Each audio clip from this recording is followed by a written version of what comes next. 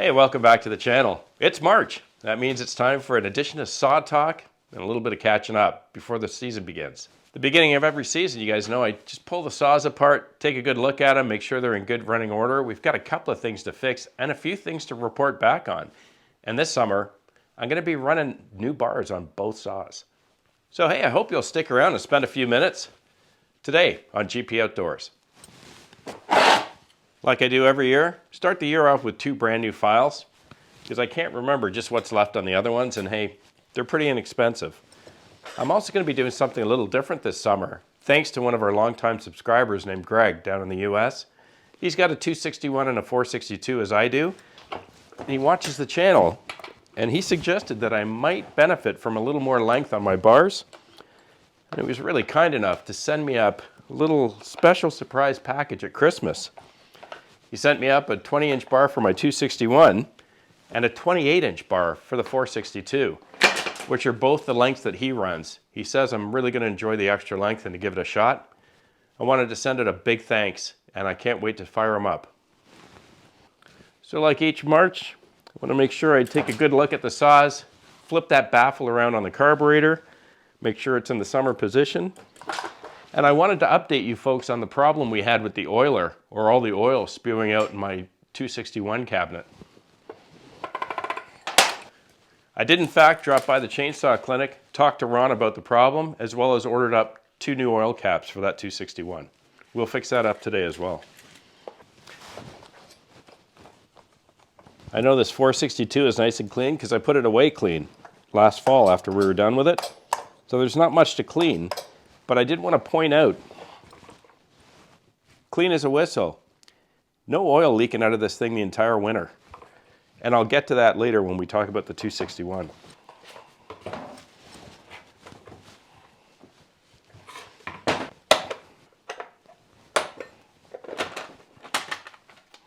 This summer we're going to be back out at that target range, as many of you know, because Guy has decided to extend it a little bit longer than we did last year. So that means I'll get a little more practice felling trees again, and hopefully I'll try to work on trying to keep my bar level. You folks may recall a few months back we girdled several trees back in that area. We're not going to cut those down or drop them right away. We're going to leave them till later in the year. It's pretty clear the girdling worked because all of that water running up the outside of the tree is pouring outside the tree. So we're just going to leave them for a few months back. And then we'll drop them later and just see what kind of an effect it's had versus just cutting those trees down green around them. I know my chain is sharp because I put it away sharp. My bar is clean.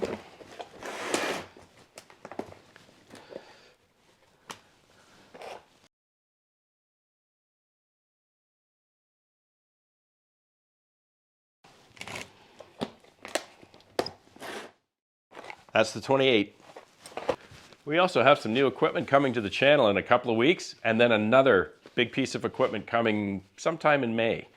Both serve a different purpose or a different segment of the market, so I'm happy to have both of them on hand, and we'll get to see those this summer as well. Oh boy, that's a beautiful bar. It's a light bar, and that's long.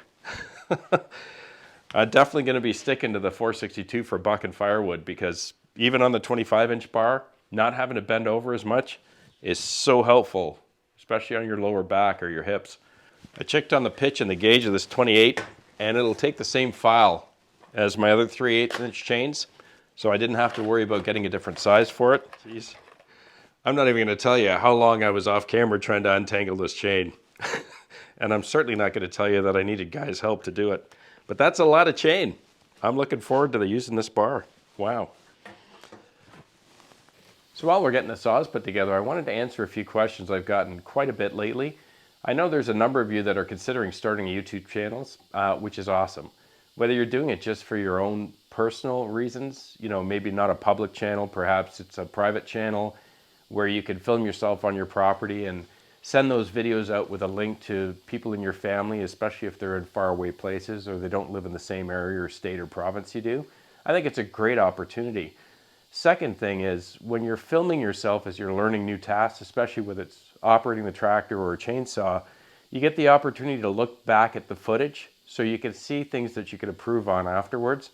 And that's been one of the big benefits to me of having this channel. Your primary focus around this is what kind of cameras or equipment I use. And so I wanted to pass that along to you because, of course, it's not a secret by any means. I usually film with at least 2, sometimes 3 cameras going from different angles. I have a couple of different tripods. They're all cheap. I get them off Amazon for 20, 25 bucks. When I started years ago, of course, I thought I should get good equipment until I realized that you'd be surprised how often you run over your tripods or your stands with your tractor, or, a zero-turn mower, or you turn around with your chainsaw running and you catch it, or you step on it, or it gets trampled in the forest. So I don't spend a lot of money on the actual stands or mounts. What I do primarily do is I try to spend my money on the cameras and the audio. As far as budgeting goes, you're gonna need to budget probably a brand new camera, $800 to $1,000 a year, or every 12 to 14 months. It's an outdoor channel, and I pretty much burn through at least 1 camera a year, pretty much. Audio, I can get about 15, maybe a year and a half out of the audio, because you have to remember this equipment is sitting outside, right? It's in the dust and the dirt in the summertime. It's also in the heat of the summer, sometimes rain. In the wintertime, it's in the snow, it's in negative 30 degrees Celsius weather, sometimes wind, storms, whatever. And these cameras take a bit of a beating. And you're gonna find, as I have for years, they don't handle the cold or the heat in the summer very well. I've historically always used GoPros, and I also have a Canon M50. I don't use the Canon much anymore, just on rare occasion. I primarily stick to the action cameras, and I also stopped purchasing GoPros about 15 months ago. GoPros are pretty good cameras overall, but they have a couple of limitations or issues that they've had for years that GoPro still hasn't fixed. One is that they overheat really quickly in the summertime, and they stop working for no apparent reason. And it's happened to me for years. In the winter, just as bad. The batteries deplete very quickly in the winter. And as a result, you're out doing a task, you're trying to film, and you come back to the camera afterwards and realize that it shut off and you barely got any of the footage you wanted. And in some cases, it's not a big deal if you're running a second camera sometimes. But for example, if you're out felling a tree and you finish felling the tree and you come back to shut the camera off and find out the GoPro's already shut itself off because something happened or it overheated, you can't put the tree back up and do it again. The shot's over, the action's over, and you've missed it. So I've just found more and more over the years that batteries don't last long in inclement weather. The camera has this strange issue with shutting off or overheating for what appears to be no apparent reason. And these are the same issues you're going to find online when you look at reviews on the GoPro. In all fairness, it says it's only good to negative 10 Celsius. And in all fairness, in the winter I use it in much colder temperatures. But at the end of the day, batteries are very expensive. The accessories for the GoPro, very, very expensive. And they're a little bit cumbersome to put on and off your tripods or different mounts. Whether you're mounting it underneath the tractor to get an action shot or on the side of a zero-turn mower. It takes a little while to mount them because they're screw-in mounts. So 2 questions that I wanted to follow up from the last video, or I guess 2 videos ago. One, you folks will remember I had just a massive leak coming out of this 261. And it was not only coming out through the bottom, but we found that my oil fill cap was leaking. So I picked up a new one. And we also noticed that not only was it leaking there, but inside the saw,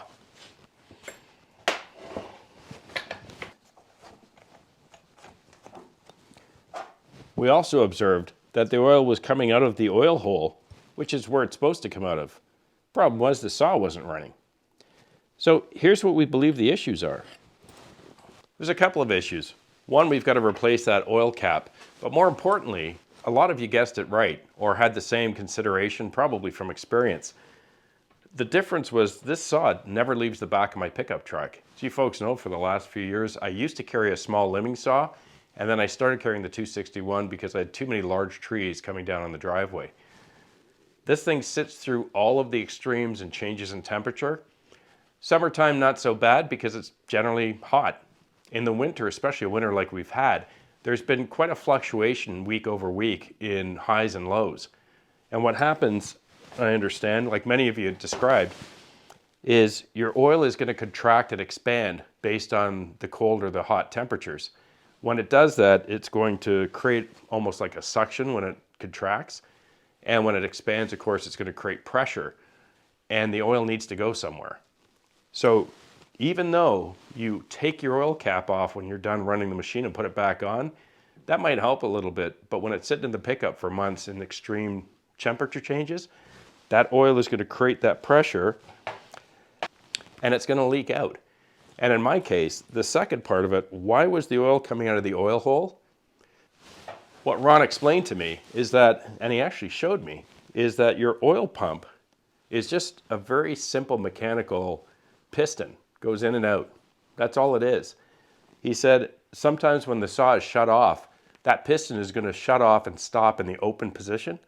So when the oil starts to expand, it needs somewhere to go, right? Because it's creating pressure and the piston is in the open position. So naturally the oil will be forced up and through the hole because it's the path of least resistance. So I think that solves our oil issue. Just to kind of further that, as many of you had mentioned, my 462 and my limbing saw stay in the cabin all year. So they've been up in my utility room for the whole winter.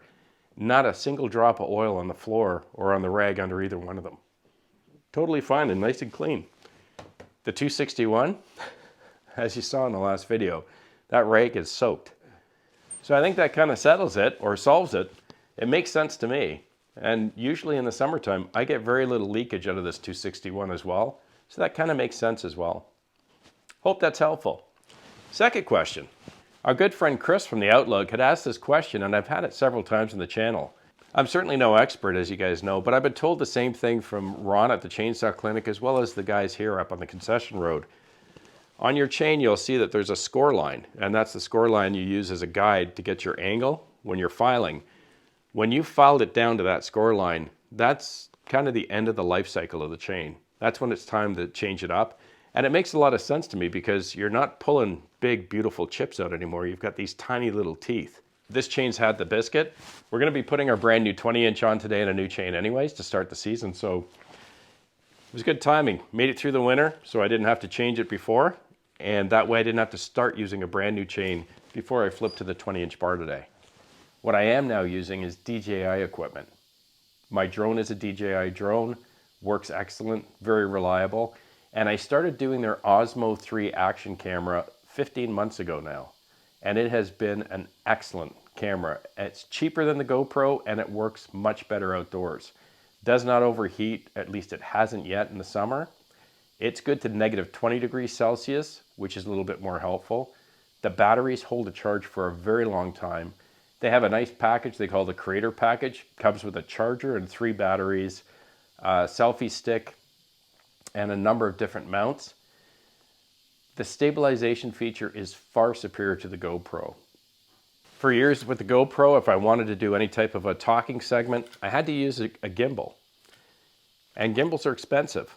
Not to mention it takes a long time to get your camera or your GoPro mounted in here and all set up the right way and turned on.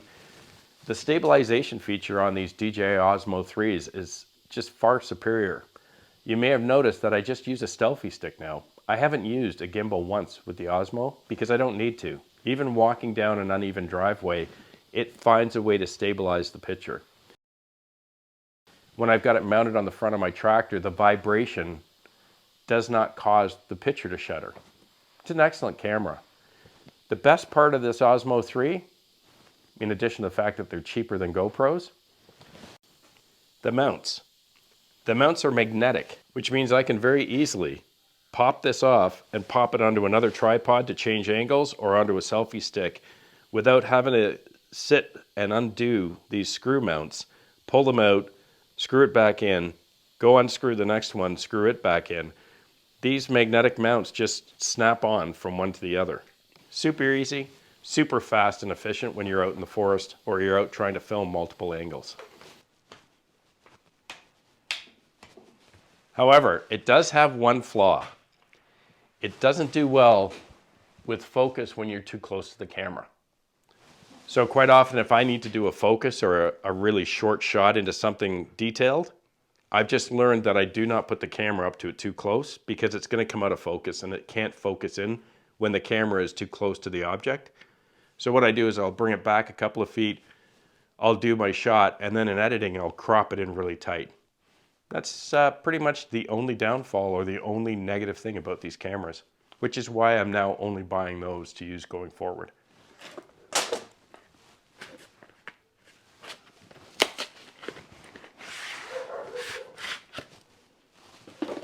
Jeez, that's a lowrider.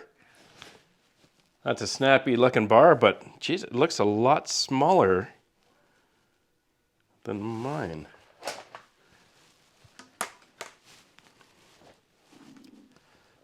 It is. It's much thinner. But I've checked it and it is a 0.05. It's a 0.325 pitch. I didn't realize that they were thinner as they got longer.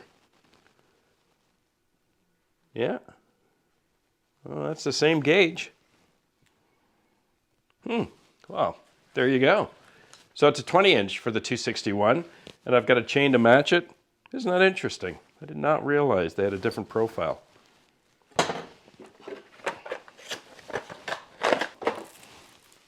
See if we can do this quicker this time. Okay, got it. But hey, I wanted to mention, I should have shown you, you might have noticed that on the 462 on that 28-inch chain, there was a yellow link on it, and you'll notice this one has a green. That's actually a US thing. We don't have green and yellow here in Canada. It's just one full chisel chain that you get. Isn't that interesting too? The teeth are narrower on this chain than they are on my regular full chisel chains. You can see the difference hopefully in the camera. Much thinner or narrower from top to bottom. Isn't that interesting? I use wireless mics, have for a number of years now, because the audio from the camera itself is just not good enough, especially when you're out and you're running against chainsaws at 1 decibel and a tractor at a different decibel and then people speaking. I use the Rode Go wireless. They're really great mics, but I go through a set of these probably every 1.5 to 2 years. This is my 3rd set, and I'll show you.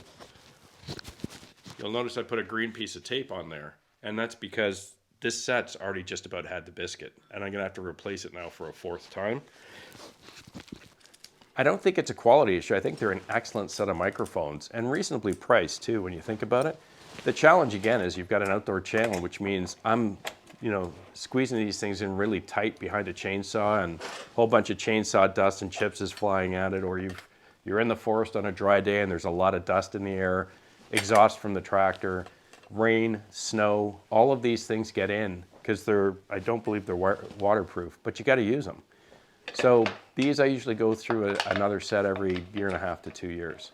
But they're an excellent set of microphones. Hands down, best I've used so far.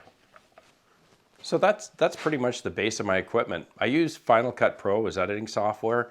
As I said, I think that's pretty much it. I've got different types of mounts, like a suction mount, and I've got smaller mounts. That's how I can run the camera over in the driveway with the tractor because it's only about 5 inches high. And other than that, that's my primary equipment. That's all I use. It still takes me probably a good 8 hours to 10 hours to edit a video each time because, when you're taking footage from 2 or 3 different cameras and trying to combine it, it takes a while to line things up. But I enjoy doing it. I love the community. And for me, it's a creative outlet and it gives me something to focus on. So if those types of things make sense to you, the only thing I'd suggest is you give it a try. Remember the budget, because if you are going to start running a channel and you're going to be doing videos regularly and you're using them outside with the tractor or out in the forest, you're going to find the same thing I have. They don't hold up for long periods of time, especially in the wintertime. But I hope that's helpful for you. I know a lot of you have been asking for the last while, and by all means, give it a shot. And if nothing else, do it for yourself and your family, especially if you've got kids or grandkids that live in a different province or a state. Just create a free YouTube account, make it private so that it's not publicized to the world, and send the link to your family so they can see what you're up to on your property. So thanks very much for sticking around with me today. I hope the questions or the discussion was helpful to many of you who have been asking. Thanks again to Greg for the new bars and chains. I can't wait to fire them up. In fact, I'm going to be out at that log pile tomorrow, so we'll check out the 462. Have a great week with your families. Please be kind to one another, and I'll see you again right here. I'm Gord Potter, and you've been watching GP Outdoors. Cheers.